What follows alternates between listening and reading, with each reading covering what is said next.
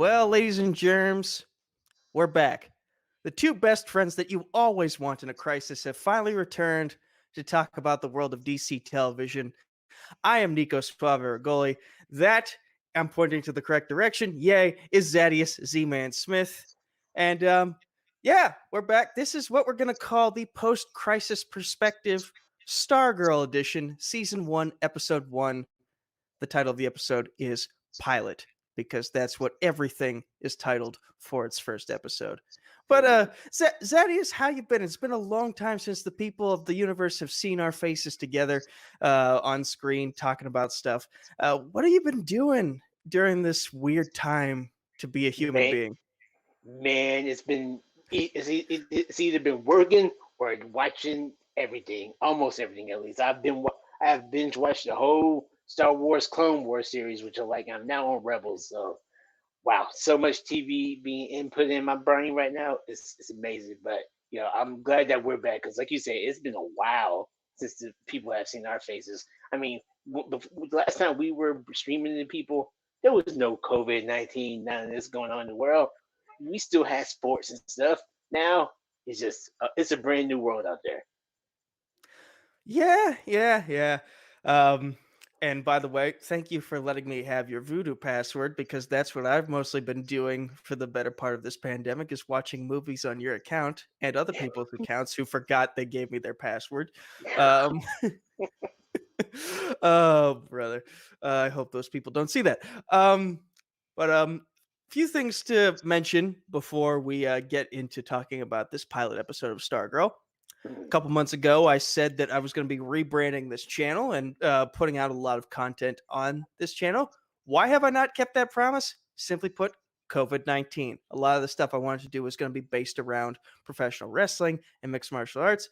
Strangely enough, those are the only two sports still in existence right now during this pandemic. But it's kind of a weird time to talk about them because of the limits that they have to deal with. And also, just like there's been sort of a saturation of the YouTube market because now that everyone is being forced at home, that's really all you can do is put out stuff on the internet for other people to see. And there's only so much time in the day that you can watch other people's stuff. And I didn't want to Very true. overwhelm you with any more stuff and try and scratch and claw my way for just like 10 extra subscribers that someone was going to get 10,000 of. But I did make you guys this promise that we were going to review Stargirl when it came out. I intended to keep that promise, and here we are. Now, another thing. Just 2 hours ago, before we decided to tape this, there was an announcement that Ruby Rose is no longer going to be part of the Batwoman series, which is a very weird thing. So, you guys are probably expecting us to talk about that because we are the DC TV guys. Having said that, I'm going to wait until Legends of Tomorrow has completed its current season, and then we may or may not do a full on season review of what I like to call the Arrowverse Earth Prime. We'll make that its own separate episode, and we'll talk about everything that happened over the course of the past several months with the Arrowverse, specifically of Earth Prime, and That where makes things are going to sense. go with those shows, especially once they can resume filming because COVID. But for now, we're going to talk about Stargirl. And I think we should set the scene for how this show came to be, at least in terms of in canon. We mentioned Crisis on Infinite Earths. That pretty much rebooted the Arrowverse and every other single DC live action property into what I'm going to call the DC live action multiverse. Not With bad. the Arrowverse serving as Earth Prime of that multiverse. Hmm. Stargirl is part of the rebooted Earth 2, according to the canon of what this new DC live action multiverse is going to be. And this Earth 2 has the Justice Society of America, or at least it did. It had characters like Starman, played by Joel McHale, who I still remember from when he was the host of Soup. Right? It's so And I funny to was see how he's grown. I was a preteen when I watched that. What was I doing watching that show as a preteen? Good lord.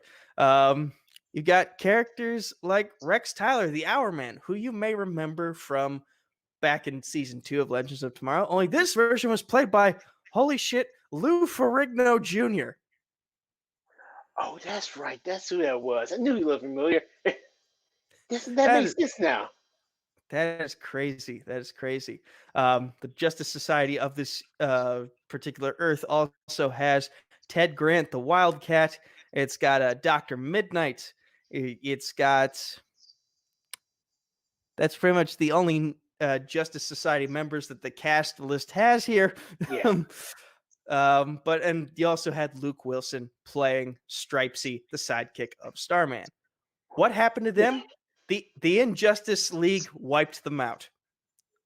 The only surviving member was Stripesy, and yeah, Starman had no faith that he was worthy of carrying on the legacy of the Justice Society of America. He's like, here's the staff. It must go to someone worthy. That person is not you. I'm still the dick who hosted soup. In no way, not you. He had to tell him that 3 times. Like, really good job breaking down his confidence too. Like, that was horrible. Like No you matter what. remember in Deadpool, do you remember in Deadpool 2 when it took Deadpool like 3 different times to finally die before Cable finally reset the time and Yeah, I brought do. him back? Mm. That's that's essentially what this was. Only it was just how many times can I punch my sidekick in the balls verbally? I'm just glad he didn't come back. He didn't die and then come back to life to just insinuate. Just to make sure you know, not you. Eh. Oh, good God. I bet Joel McHale had a ton of fun filming that scene. Yeah, I bet so. But moving on, as the Justice Society is crumbling, there's a girl by the name of Courtney Whitmer who's just waiting for her dad to come home for his once a year appearance at Christmas time. He doesn't show. She's holding the present in her hand that she was going to give to him. Can't give it to her. And it sits in her closet for the next, what, 10 years? 10 years. Yeah, 10. I think 10 years now. Fast forward 10 years later, Stripesy ends up marrying Courtney Whitmore's mother, There we go. and they are moving to Nebraska against her will, and also against the will of Stripesy, whose real name is Pat. His son, what is the name of his son? Mike, little badass kid. Yeah, yes, his son Mike, who is kind of a chip off the old block. He's kind of a goofball too. Might have a little more swagger than his dad does, but well, that remains to be seen as the show continues on. Yeah. But basically, you get the typical new environments trying to deal with that new environment trope that you get with a lot of these types of shows. Courtney's struggling in school. She's struggling to make friends. Mike, meanwhile, is having the time of his life. He joined a video game making class, so he's going to make as much trouble as humanly possible for his parents and teachers, as a child of that age usually will. Um, and then while she's having a fit, Courtney goes down into the basement and she finds the staff that her stepdad was basically told, not you to. And the staff sees something in her. The staff sees something in her and it comes to her.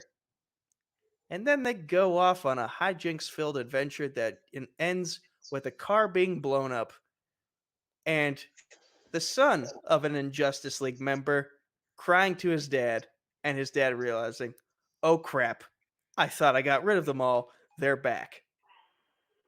Yeah, and I'll admit that was kind of one of the predictable moments in this show because once you got introduced to that jackass character, you knew he had to be connected somehow to one of the Injustice Society members. You just knew it. Then there you go. Like, yeah, that figures.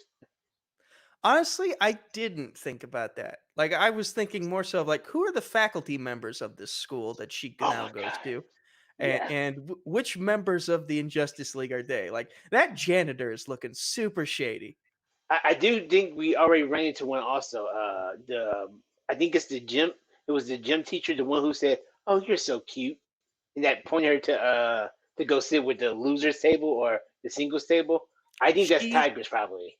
She looked pretty suspicious too. Yeah. And by the way, that head cheerleader, I know in the credits I saw somewhere that there's a character named Artemis Croc in this, and I keep thinking back to Young Justice. Like, isn't Artemis Croc the daughter of Sportsmaster? And Yeah, technically, Artemis does become Tigress later on in that particular continuity. So maybe that's true. That's true. Yeah, because she becomes Artemis and loses that gimmick to become Tigress. That's very true. Even though I think since we're dealing with the older ones now, and who knows, she may be Sportsmaster's daughter in this universe too. Just hasn't grown into her Tigress role yet because she is one of the bad girls, if I'm not mistaken. So in this in she this show. she had the vibe of a bad girl. That is definite. Hmm. But let's see. Where was I? Oh yeah, car gets blown up at a drive-in. By the way, that's just some weird foreshadowing for real life that they're at a drive-in, which is probably going to be the only movie theater anyone on the planet Earth can go to now. I can dig it. Thankfully, Houston has a couple. Sorry. Let's see here. So Pat Dugan, Stripesy realizes the staff is gone, waits for Courtney to come back. They have that weird stepfather conversation of like, what are you doing with my cosmic staff that gave my best friend superpowers? Yeah, like every sitcom has that conversation. Hmm. Everyone has Uh, that talk eventually. In the Arrowverse or in the live DC TV multiverse, you're always gonna have that type of conversation somehow. the birds and the bees and the stripesies. Sure, we'll go with that. Work in progress. But so Courtney is like, Pat tells Courtney, nobody but Starman should be able to use this staff. She looks at the picture of the Justice Society of America, pulls out a locket that she has with a picture of her dad, and she's Mhm. like, "Hmm, what's going on here? Was my dad a superhero? That looks an awful lot like him." And Pat's just like, "No, they had two different names." She's smart enough to say one of them could have been an alias. Duh, secret identities, superheroes. You're supposed to Exactly. have that sort of thing. And so Courtney goes off to talk to her mother and ask, "Hey, was Dad a superhero?" And her mom was basically like, whether or not he had superpowers, he was a super jerk. He only came to see us once a year. And so he Pat makes me happy. I'm happy. I want you to be happy too. This guy did not make me happy. This guy did not make you happy. Stop trying to win his affection when he's not coming back. And I'm not gonna lie, I kind of like this because I spent the a good portion of the remaining months of my college tenure reading over the tropes of motherhood and fatherhood within superhero movies, specifically Mhm. the MCU. And that seems to be a weird trope of like the child is always seeking the affection of the father, even if that father is just terrible, and the mother kind of gets shafted in the process. But no, in this case, Courtney was actually thinking about her mother's feelings once her mother told her, "Hey, listen, your dad was terrible. Pat it has always been good to us," and so that I like that. I liked that they kind of position the mother in a positive light here, and Mhm. hopefully that will continue on throughout the season. Um, any thoughts on that? Oh yeah, I definitely agree with that. And uh, besides having Amy Smart play her mother, I really enjoy how you saw Courtney's demeanor change pretty much. Like she had so she throughout this whole episode, she was kind of focused on the loss of her dad. And like, I wish my dad was here, even to when she blew up at Pat at the dinner table. And now you can see at this moment her focus shifted to where it should be with the mom who's been with her for the past 10 years, for the past 15 years of her life. That should be her number one priority. And it was nice to see her finally realize that. Unfortunately, it takes so long. It's taken so long, but she's realized where her loyalties should really lie at now. Exactly, exactly, and that later results in a front porch conversation between um, Courtney and Pat. By the way, I should mention the mother's name is Barbara in Okay. this show because I had not done that. The show gave her the proper respect. I was not. I apologize. But Courtney and Pat they have a conversation on the front porch. They're like, "Hey, listen, you make my mom happy. I want to make her happy. So I will keep your secret if you teach me how to use this. If you let me, if you let me, yeah, basically, I pretty much put it in good words. Show me how to use the staff, or at Mhm. least I think that if it wasn't said out loud, it was implied. Yeah, Um, exactly. but the staff doesn't want to wait. The staff wants to go straight to work practicing drills and getting to know its new owner. So the staff is like, I'm gonna make a bunch of noise and wake you up out of bed. Um, and nearly get you in trouble with your mother as you're trying to keep the secret that you just made a promise to keep 5 minutes ago. Uh, Courtney keeps it under her bed, and then they go out the window onto a rooftop. They start doing gymnastics, a little surfing on the staff here and there, and then Boom, boom, boom, boom, boom, boom. Brain. Yes, we get our first villain encounter for our new hero. She encounters the old villain of Brainwave, and who was partly was I think Starman's biggest foe. Mhm. Yeah, at So least when one of he them. yeah, well, when he heard from his son that the staff was back, he was like, "Oh crap, oh crap! I got to do something about this quick. I got to put a kibosh on this problem before it becomes bigger." And he just uses his brain powers to yank Courtney and the staff into a tire factory. By the way, Courtney was bleeding from the forehead upon the first use of telekinesis from Brainwave, and that's kind of what made me realize that we've gotten a fair share of R-rated stuff from the DC Universe streaming service content. Yeah. But at the same time, this is also a show that is double airing on the DC Universe app one night, and then the very next night on the CW.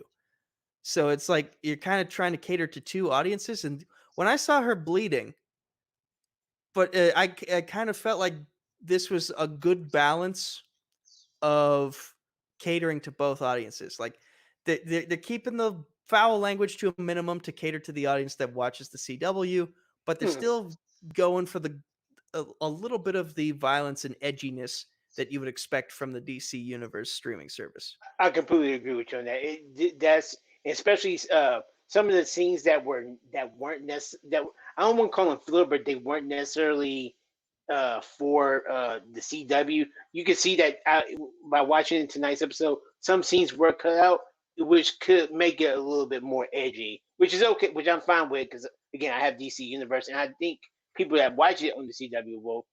I think it still will flow perfectly for them. Like they won't miss a thing. Yeah.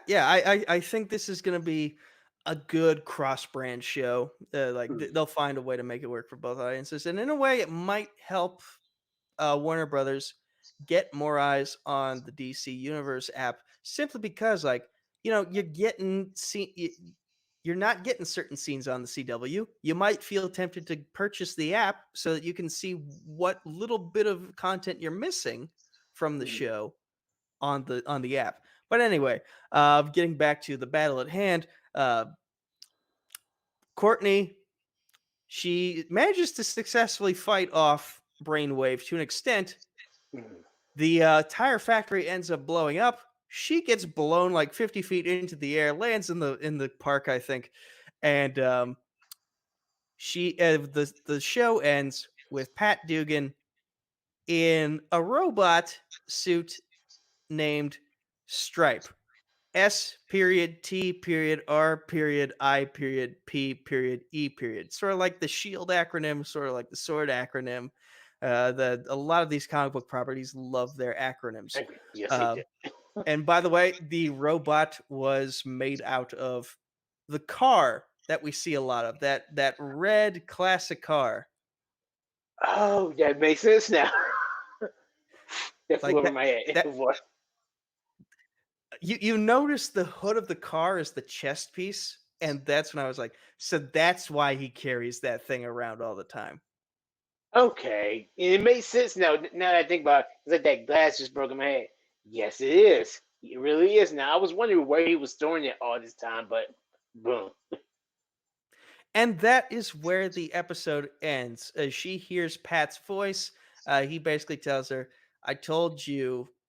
It, remind me again what that final quote was.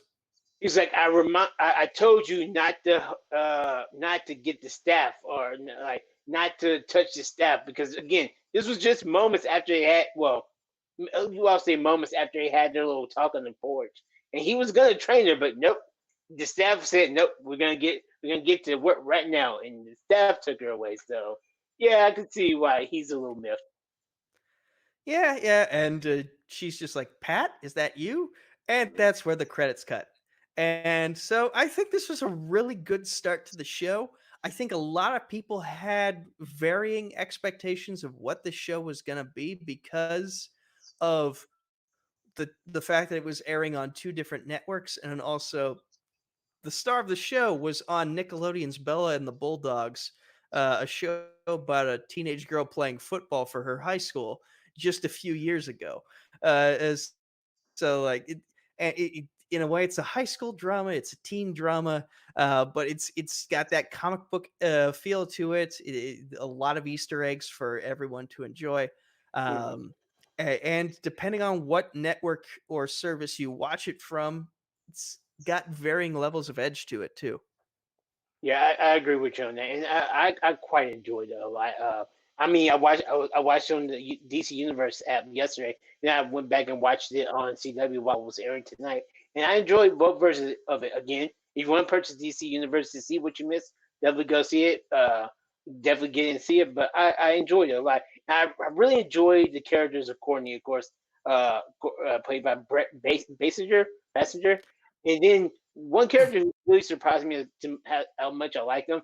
I wasn't expecting to like Luke Wilson as much as I did in this episode, and it surprised me, but I did. And I like him as his character as Pat, and from being the assistant, I'm going to stick with Courtney's definition, being Starman's assistant to being pretty much, I guess, his own superhero now, or maybe he's Stargirl's assistant. But I kind of like his role as just Pat, the stepdad for now, which is very cool. I think people underestimate Luke Wilson simply because he's kind of always been the lesser Wilson brother, but Mhm. also but also because it's hard to take the Wilson brothers seriously because of the things that Owen has been in. And so Luke kind of falls under the radar. But yeah, this was a good role for him. This was a good role for him. And by the way, I'm Absolutely. looking at the Wikipedia entry for the cast list, and I am noticing that a Sportsmaster is the douche who runs And Jim. the the gym that kept Mhm. trying to offer Pat a membership. And Tigress is in fact the gym teacher from Blue Valley High. So And you said some. If just to make sure, his name was Larry Croc, right? Uh, Larry Crusher Croc. Crusher Croc. Yeah. Yes. So I bet you that girl might have been Artemis. One of those girls might have been Artemis that we also saw because it would make sense for his daughter to be in high school. Also, I'm pretty sure it's the head cheerleader. yeah. So it's And unfortunately, that's one scene they kind of cut from the CW episode tonight of how I almost called her Brett Courtney and the head cheerleader met tonight. One thing you'll see only on DC Universe, but again, you just see a little small interaction between them later in the episode. But I feel like she's going to be a main figure point for the show. exactly, and I'm excited to see what becomes of the show. The next episode is called Stripe. It's the acronym Stripe. So I Okay. guess we're gonna get some insight on the car and more backstory on Pat Dugan and what led to him sort of making that transformation from Stripesy to Stripe, their version of Iron Hmm. Man with like a much clunkier robot. Yeah, maybe we'll see. Well, I hopefully we'll get more into detail about that next week, like you said. Also, interestingly enough, I'm looking at the episodes list, Mhm. and so far only 5 have been announced and have been named.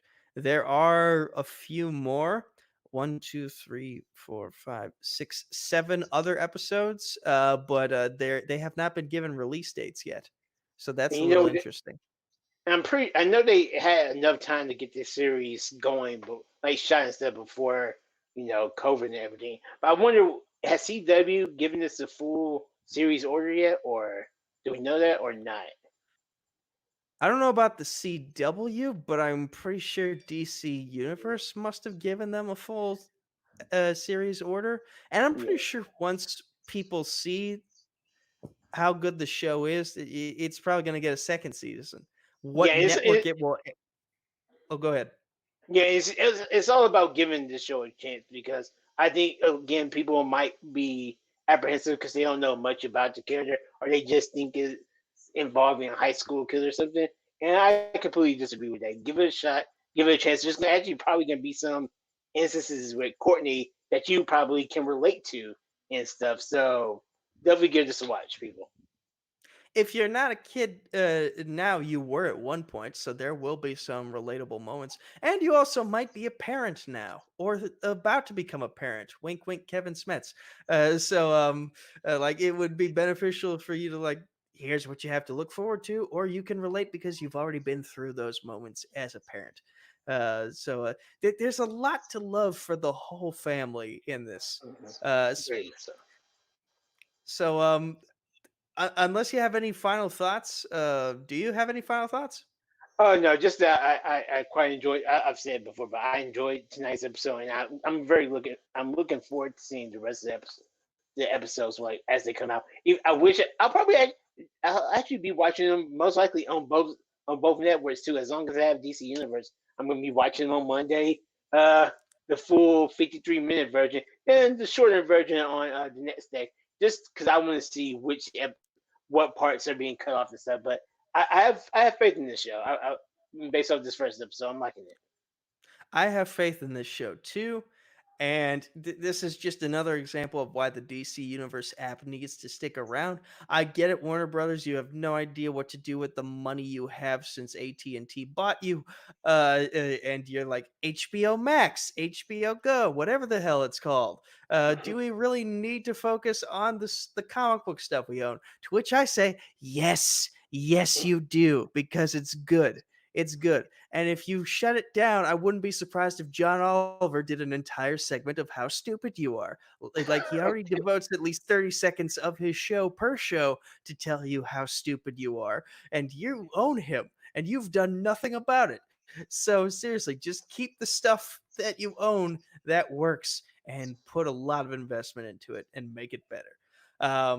But that's basically our discussion for Stargirl episode 1, the pilot episode, here on the post crisis perspective. This is where we'll get into plugs. Zaddeus, where can the good people of the internet find you? Good people, y'all can find me on Facebook, Twitter, or Instagram at Zaddeus Smith. That's ZA 2 D's EUS Smith. On to be more specific, on Twitter at D_ZADD, or on Instagram again at Zaddeus. Just my name again. And also, I'm doing movie and TV reviews on the Stardust app, just 30 seconds reviews. But you can check it out at Retribution Z on Stardust. And this year, I've been doing trying to watch 48 movies that I've never seen before. So far, I've watched 16. But if you want to recommend any movies to me to watch, just either comment on one of my videos or just leave it on my Facebook page. I'm looking forward to it. And you can find me on Facebook, Twitter, and YouTube at Nico Suave Regoli, or just Nico Suave with 4 random meaningless numbers at the end on Discord. This was originally going to be rebranded, this particular channel you're watching this on right now, as Suave Samurai Productions.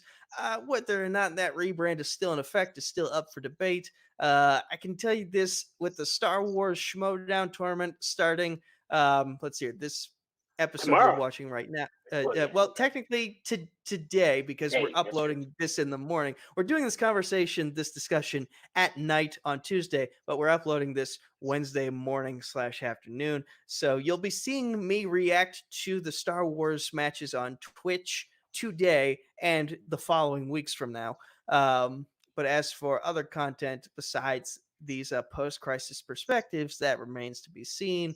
Um, Where else can you find me? Oh yeah, I've got 3 matches that I'm a part of being released on various channels this week. Also tonight you can find me on Full Metal Trivia, where I will be competing against Manning Franks in a How to Train Your Dragon Television Edition Full Metal random match. Iron Man rules. That's going to be fun. Th- Then on Saturday, me versus James Berryman III in Combat Wrestling Trivia over on the Nerd Entertainment Network channel in the heavyweight division with big implications for the rankings. And then on Sunday, got a big match airing in the World of Fandom Fight on Multiplex Entertainment. It is me versus one half of the current Fandom Fight team's champions, Caleb Little Boatman. Who boy, that's a big match. I studied a lot for that match. Did I pull it off? That's for you to see. I can just tell you I gave it my heart and soul. But until next time, I'm Nico. That has been Zaddeus. This has been your post crisis perspective. I didn't think of a send off. So, bye. Bye.